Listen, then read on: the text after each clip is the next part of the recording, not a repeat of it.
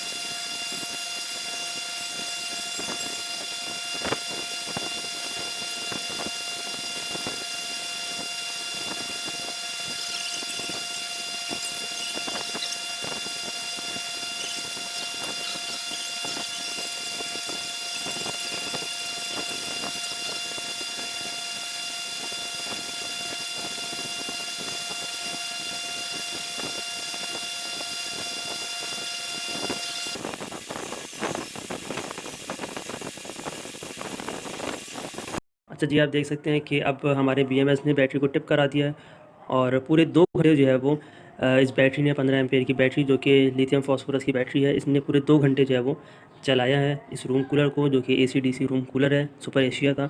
और आप देख सकते हैं कि हमने 1:20 पे जो है वो स्टार्ट किया, 4 बजने में 20 मिनट, यानी पूरे 2 घंटे का बैकअप जो है वो इसका रूम कूलर के ऊपर हमें मिलता है 3.8 एम्पियर के साथ। आप देख सकते हैं कि 3.2 फॉस्फोरस वाले सेल हैं जो कि 4 लगाए गए हैं BMS के साथ। और फिर इसके